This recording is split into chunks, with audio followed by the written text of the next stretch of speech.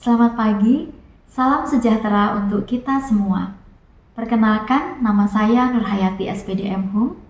Saya sebagai salah satu dosen tetap pada program studi Pendidikan Bahasa Inggris Fakultas Keguruan dan Ilmu Pendidikan Universitas Kelabat, Air Madidi, Sulawesi Utara.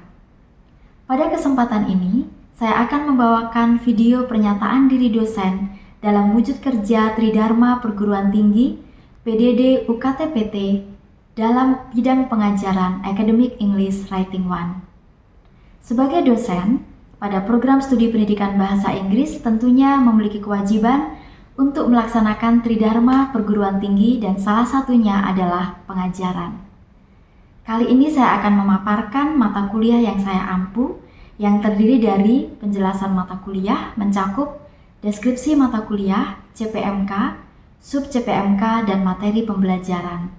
Model pembelajaran meliputi DIA, di mana D adalah delivery, I interaction, dan A assessment.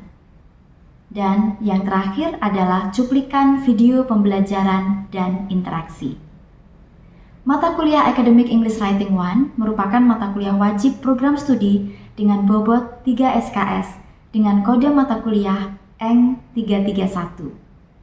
Deskripsi mata kuliah. Mata kuliah Academic English Writing 1 adalah pengantar untuk menulis akademik dalam bahasa Inggris. Mata kuliah ini berfokus pada menulis esai dasar dan karya ilmiah, serta memperkenalkan konsep-konsep dasar seperti pemilihan topik, pernyataan tesis, kalimat topik, kalimat pendukung, pendahuluan, dan kesimpulan yang merupakan karakteristik dari penulisan akademik, pengembangan paragraf, koherensi, kohesivitas, serta revisi, dan editing atau penyuntingan. Mata kuliah Academic English Writing 1 pun memperkenalkan mahasiswa pada gaya penulisan kutipan langsung atau APA in-text citation dan gaya kutipan akhir teks. Berikutnya kita masuk pada CPMK atau capaian pembelajaran mata kuliah. CPMK untuk mata kuliah Academic English Writing 1 terbagi ke dalam 3. CPMK yang pertama, menginternalisasi nilai, norma, dan etika akademik. CPMK kedua, mampu menerapkan pemikiran logis, kritis, sistematis, dan inovatif dalam konteks pengembangan atau implementasi ilmu pengetahuan dan teknologi atau IPTEK yang memperhatikan dan menerapkan nilai humaniora yang sesuai dengan bidang keahliannya. CPMK yang ketiga, menguasai konsep dasar linguistik kebahasaan. Kemudian 3 CPMK tersebut terbagi ke dalam 6 sub CPMK. Sub CPMK pertama, mampu menjelaskan tentang sentence, paragraph, and formatting a paragraph. Sub CPMK kedua, mampu menjelaskan paragraph organization or PO, mengidentifikasi dan menganalisa bagian-bagian dari paragraph organization. Sub CPMK ketiga, mampu menjelaskan unity and coherence in paragraph dan simple sentence structure. Sub CPMK keempat, mampu menjelaskan dan menggunakan capitalization and punctuation, fragments, and run-on sentences.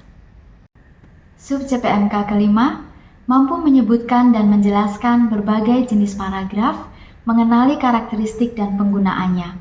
Sub CPMK keenam, mampu menyusun paragraf sesuai dengan tipikal paragraf, sesuai dengan paragraf organization dengan tanggung jawab dan etika. Dalam mata kuliah ini, terbagi ke dalam 6 materi pembelajaran, di mana unit pertama, the sentence and the paragraph, formatting a paragraph. Unit 2, paragraph organization, terdiri dari topic sentence, supporting sentences, and concluding sentence. Unit 3, unity and coherence, simple sentence structure. Unit keempat, capitalization, punctuation, fragments, and run-on sentences. Unit 5, types of paragraph. Unit 6, writing a good paragraph. Mata kuliah Academic English Writing 1 memiliki 2 referensi, di mana referensi utama adalah buku yang ditulis oleh Savage A. and Massaud S. 2012 dengan judul buku Effective Academic Writing 1, The Paragraph Second Edition, New York's Oxford University Press. Kemudian referensi pendukungnya adalah jurnal-jurnal. Bagaimana dengan model pembelajaran dalam mata kuliah ini? Model pembelajaran yang saya terapkan yaitu sistem DIA, di mana D adalah Delivery, I Interaction, and A Assessment. Delivery merupakan proses penyampaian materi dengan baik kepada mahasiswa agar mudah dipahami. I for Interaction merupakan interaksi antara dosen dengan mahasiswa ataupun antar mahasiswa atau mahasiswa yang satu dengan mahasiswa yang lainnya. Dan yang terakhir, A for Assessment merupakan adanya pemberian tugas yang diberikan kepada mahasiswa dan evaluasi untuk mengukur tingkat pemahaman mahasiswa dalam menerima materi pembelajaran yang telah disampaikan agar mereka mengerti atau belum mengerti. Dalam proses delivery and interaction ada beberapa perangkat yang saya gunakan, di antaranya textbook untuk materi ajar, PowerPoint untuk proses penyampaian materi ajar perkuliahan, kemudian Google Classroom sebagai LMS or Learning Management System untuk share material dan proses asistensi, dan WhatsApp untuk tanya jawab di luar jam perkuliahan. Teknik pembelajaran pada mata kuliah ini meliputi discussion, lecturing, drilling, demonstration, and role play. Kemudian untuk assessment atau penilaian terbagi ke dalam assignment and quizzes 5%, test 15%, project 50%, mid test 15%, final test 15%. Berikut ini kita akan saksikan bersama video pembelajaran mata kuliah Academic English Writing 1. Selamat menyaksikan. Good morning, everyone. Good morning. How are you this morning? Great. Praise the Lord. So we are happy that this morning we are ready to learn our third meeting of Academic English Writing 1 class. But before that, as usual, we are going to have devotion. And according to our schedule, this morning devotion will be delivered by Sukma Natasha. Okay, Sukma, time is yours. Good morning, everyone. Good morning. Before we begin today's class, I'd love to share a short devotion that reminds us how God gives us strength, especially when the world feels overwhelmed. Our verse I will come from Isaiah 12, verse 2. God is the one who saves me, and trust me, I will not afraid. The Lord gives us strength and makes us He has saved. So as you go through your day, remember this: God is good. He will give you strength. He will fill your heart with joy, and even in the middle of your struggles, He will make us. Thank you so much for the beautiful motivation and also announcement. So later this morning we will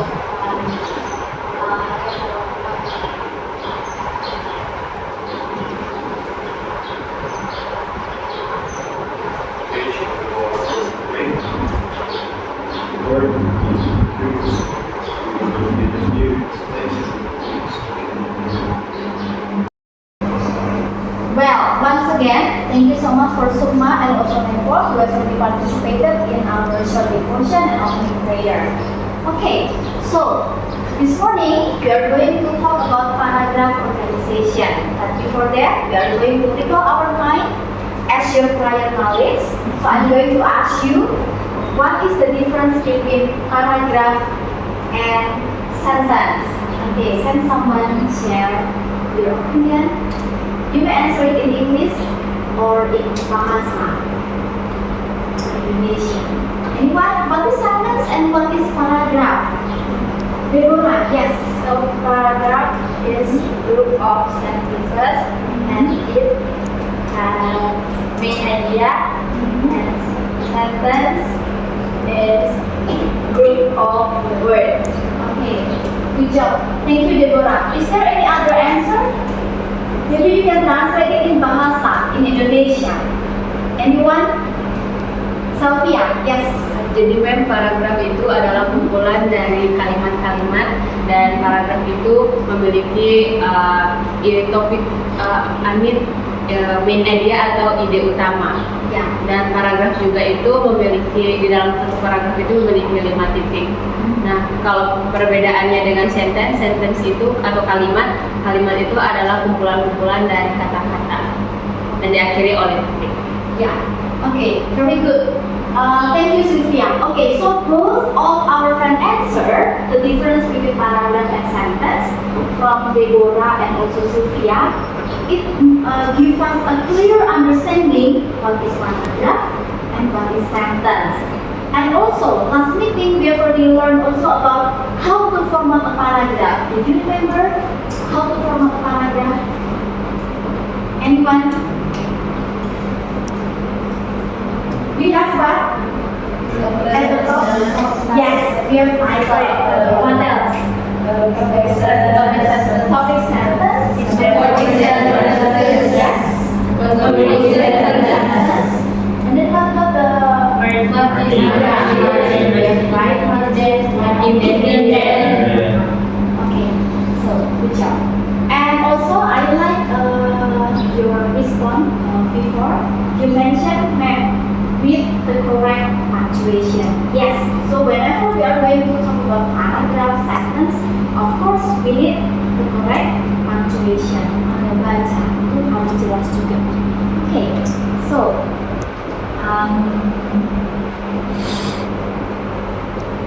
okay, before we continue our topic this morning, so I'd like to mention the course learning outcomes (CPMK).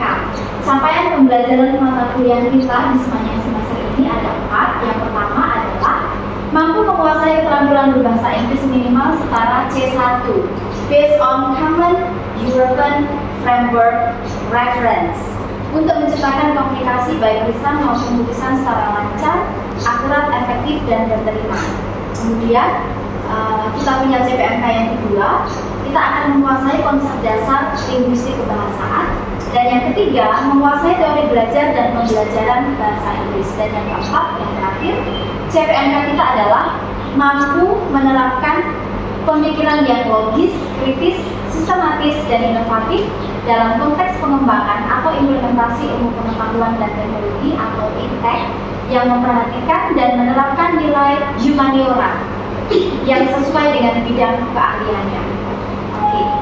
And for today's learning outcomes, capaian pembelajaran kita untuk hari ini, student will be able to explain and analyze paragraph organization and its parts correctly. Okay, what are they? Apa saja? Here we go. Okay, so I think as a brainstorming activity, I already asked you what is paragraph, and now let's see the reference. Yeah. So the answer of Deborah and also Sylvia, they were correct. So paragraph is a group of sentences about a topic, and we have an additional information here. It has at least 5 sentences. Okay, can it be 10 sentences in one paragraph? Boleh nggak? 10 kalimat dalam satu paragraf. Bisa nggak? Yes. Why? Because it is at least 5 sentences. Jadi paling kurang 5 and up to 10 sentences. It could be. Bisa ya?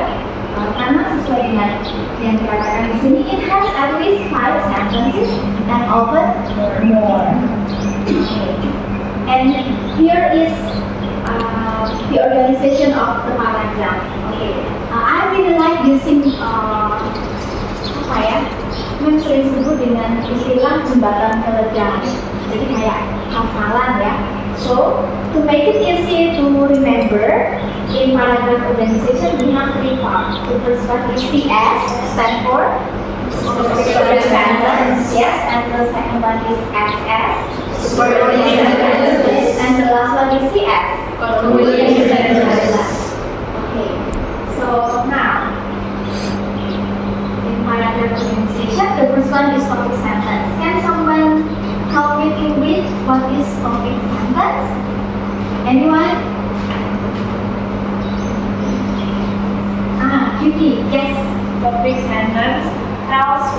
writer will say about the topic. It is usually the first or second sentence in paragraph. It presents the topic and the contrary idea. Okay, thank you so much. Now, can someone help us to translate the Indonesian meaning? Don't be afraid to make a mistake. We are learning, right? Okay, anyone? Yeah. Sylvia, okay, please try. Jadi topik sentence itu menceritakan apa yang akan penulis katakan tentang topik, dan itu biasanya ada misalnya ada satu atau dua sentence dalam kalimat di dalam paragraf, dan itu menunjukkan topik dan controlling idea di dalamnya. Okay, very good. Do you know what is the meaning in the bracket P plus CI? What does it mean? So if you make our mind easier and remember that in topic sentence we have topic and also controlling idea. Terletak di mana topic sentence biasanya? First sentence or second. Okay, good. Thank you. Di kalimat pertama atau kalimat yang kedua? Okay. So far, is it clear, everyone? Yes. Thank you. Can we continue to the next step? Yes. Okay. Next. This is the second part of paragraph organization. SS stand for supporting sentences. Can someone read the second part of paragraph organization? Marcella, yes. Summarizing sentences. The sentences that follow and support the topic sentence. It can include definitions, explanations, and examples. Okay, thank you so much, Marcella.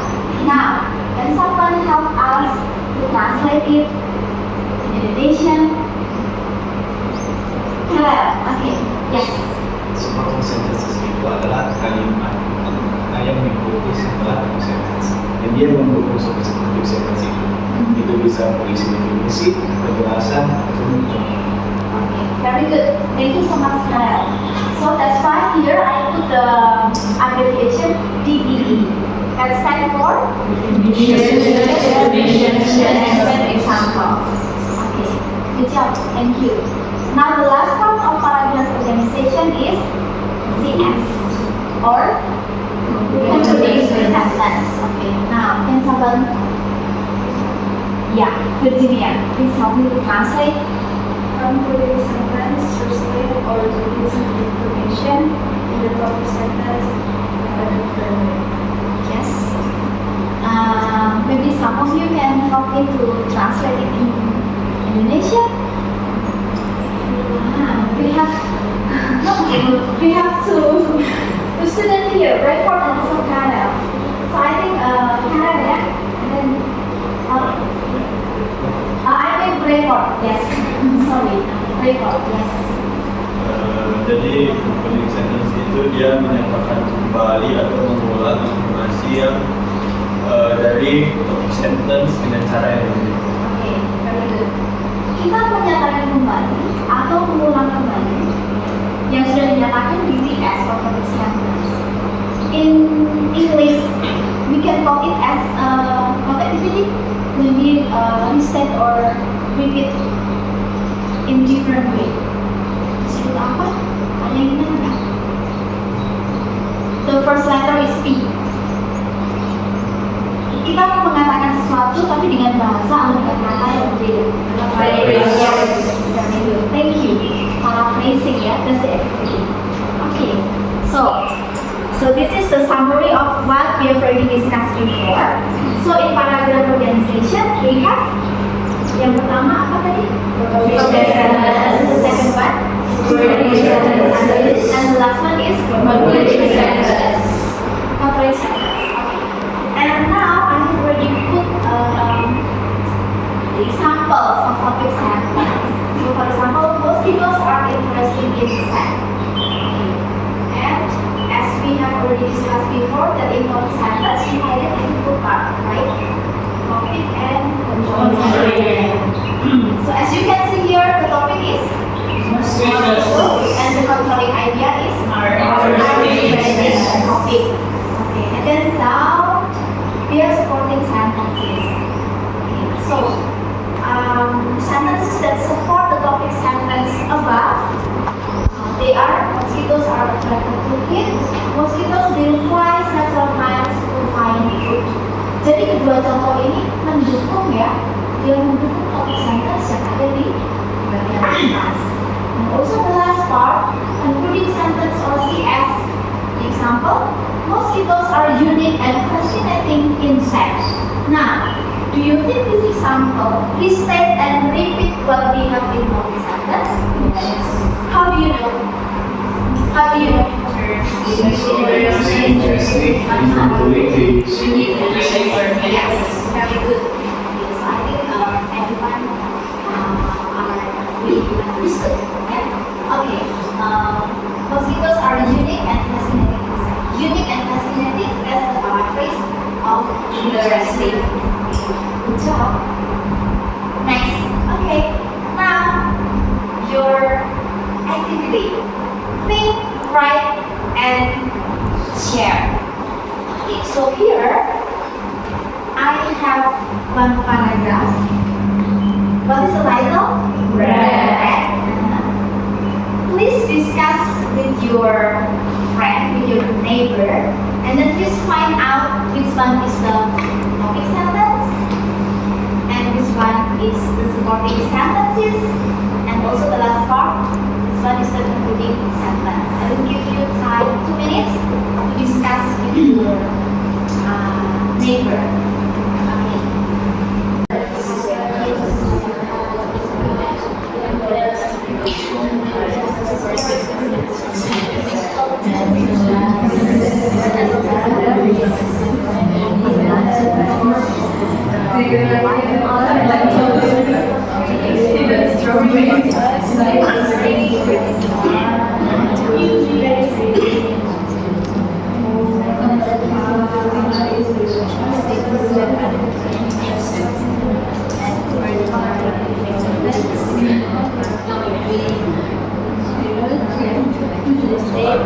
Have you done? Yes. Okay, now let's see what we are going to discuss with your neighbor. So, the first row, which one is the topic sentence?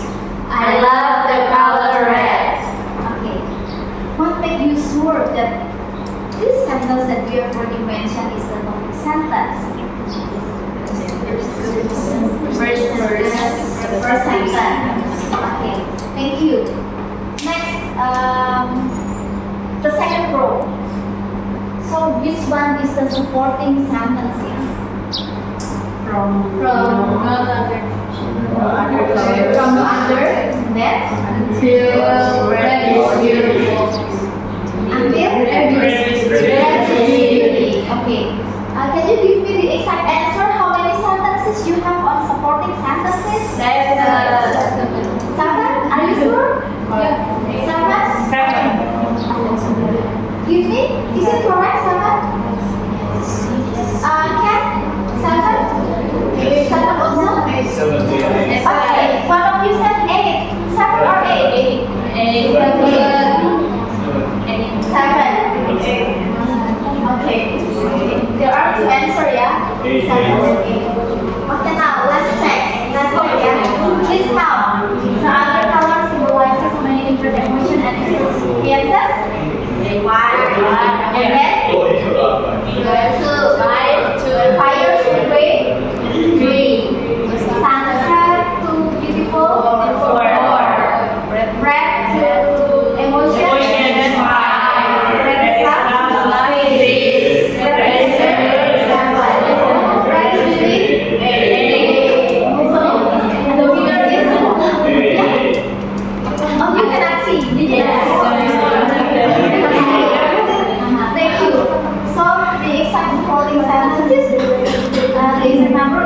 Okay, now talk about my right side.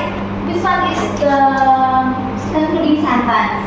I like to live life in a strong way, so I will always admire the color red. Okay, thank you. And then, can you give me some words, or maybe some words that represent, it is restate or repeat the topic sentence on your concluding sentence that you already mentioned.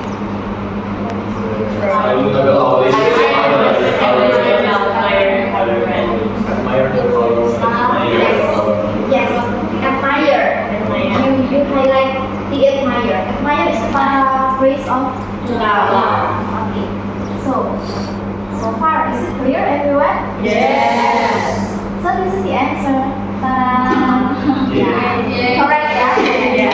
Give applause to all.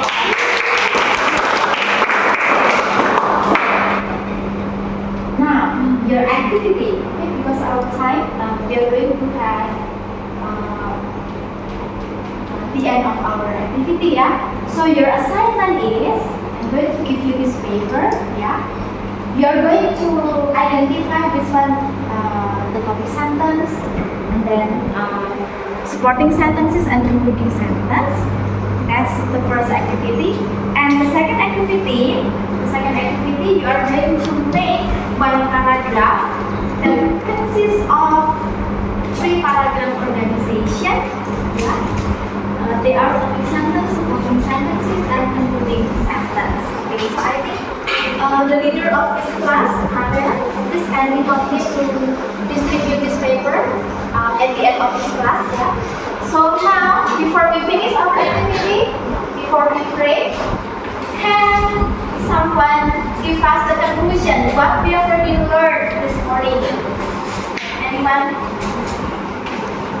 Deborah? Yes.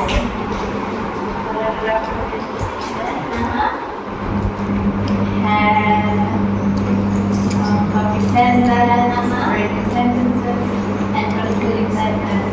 Ya, jadi kita akan menulis itu akan terstruktur. Ya, semangat. Okay, very good. Is there any addition information or answer what we have learned this morning? Sylvia, yes. Okay, we have learned about paraphrasing. Is there any other answer?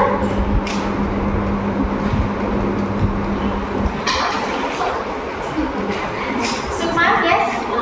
Kalau sentence itu sentence itu harus berhubungan, tapi dengan different words. Okay, very good. Okay, let's talk about coherence and completion. Okay, thank you. So next meeting we are going to learn about, after paragraph organization, kind of paragraph. Okay, so I think everyone of us, you are excited again on our formative class. Yeah, stay motivated, and we will see you again next meeting class. Thank you for attending our class this morning. And to close our class, we are going to have a prayer that will be offered by Marcela. Okay,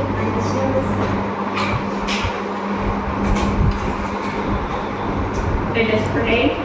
Dear God and Father, thank you so much for being with us. Now we have finished our class. Please be with us this whole day. In this name we pray. Amen. Thank you everyone. See you next meeting.